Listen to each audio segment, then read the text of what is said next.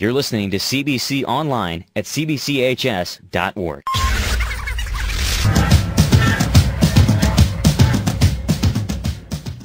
no way they can stop me now, Daddy, 'cause I'm on my way. I can feel my ring coming.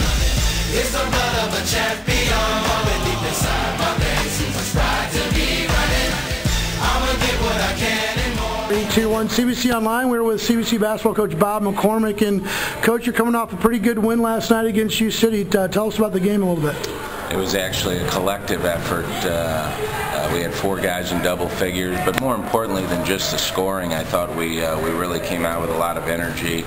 Ariane Maxey Penton came out and really raised the level of play of everybody on the team. It was like everybody kind of got a shot of juice. You know, it was really neat to see, and really our defense last night became our offense. Really generated a lot of points. And you guys really needed that win. You won your first game, dropped the next 2. You really were coming in this game needing that victory. Yeah, and U City at the time has played some pretty good competition, and they were 3-1 coming in, so had a winning record. And you know, we just we knew we wanted to get the first victory at home. You always want to take care of your home games, and it really played out well for us. It was really a collective effort. So through these first 4 games, you know, what are you seeing? Are you seeing some people emerge? Are you seeing some things you hadn't really expected? What are you seeing from your perspective? Well, you know, we've got quite a few guys that have never played in a varsity game before.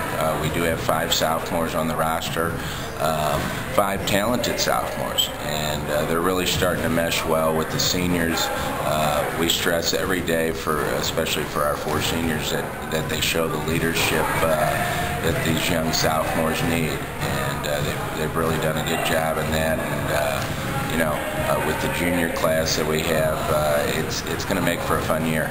So this week you go into conference play, your very first conference opponent with the U-High. You're playing at the U-High. Talk to us about that game and just how the conference shapes up this year. The conference is extremely difficult. SLU is certainly a viable opponent. Vianney, DeSmet, Chaminade, it doesn't matter the level of play. It's always going to be a tight game, and you really have to prepare for it. SLU brings some awful nice things to the table. We just hope that we can match the intensity tonight. We're certainly going to try and pressure them and turn them over and create easy baskets for ourselves. If we give the effort that we gave last night, I think we'll come out with a good result. Have you seen any surprises in the conference? You know, any players that certainly have stepped up? I know it's early in the season, but have you seen any surprises within the conference? You know, DeSmet lost the other night to Whitfield, but I don't think that's an indication of who they really are. I think that they're certainly, you know, they've got a couple of Division I players. The Barry kid's already signed with Butler. I saw Vianney Friday night win their own tournament. They have 4 starters back, a lot of points back, and you know, we don't have any starters back, but we have some guys that certainly have some athletic ability that need playing time to kind of mature, and it's going to really make for a fun year. I mean, these Friday night conference games are going to be great. So what needs to happen for your team? I mean, as you see it from where you sit, you know, what are some keys that you guys need to do to really make this a successful season? You know, we've told the players at this point it's really not about the wins and the losses. It's how we improve each day in practice, and just our attitude in preparing for the games. You know, our approach. We can't get too high. We can't get too low.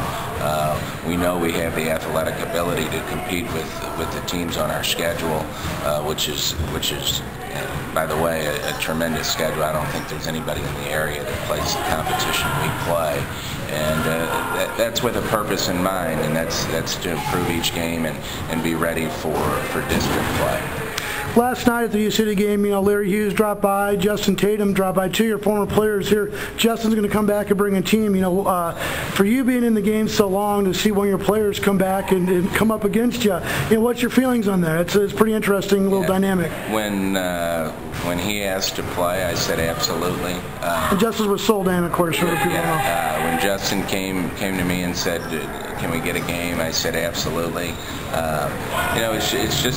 It's not the first time that it's happened, certainly in St. Louis, but it's one of those things where you see your old your former players kind of mature and experience success, and it's really neat to see as a coach, and you hope that you can explain to your players today that this is what happens with hard work and just being able to help young men. And finally, basketball season is kind of interesting in that the players get off for Christmas break, but certainly you guys are working hard. Talk to us about the break, and what do you guys do to keep your players sharp and fresh during that break? Well, we certainly try and do team building things. We try and keep practice fresh. The things that we do throughout the day are certainly different than your normal school day. We will play in the Merrimack Holiday Christmas Tournament, which is one of the bigger things that we'll do all year, in hopes that we play 4 games and possibly 4 or 5 days. So you got to keep people fresh. And when you play in a tournament like that, you may end up playing 10, 11, 12 players at a time because you play so many dates. But I've got the Merrimack Seed meeting on this Saturday morning, so we'll kind of see where we are. I see us maybe possibly being in the top, 5 or 6 teams in that tournament, and would like to get a shot to make it to the finals and win the thing. We haven't won it in quite a while. Good stuff. Again, Coach McCormack, we'll see you again next week on CBC Online. Take care. Thank you.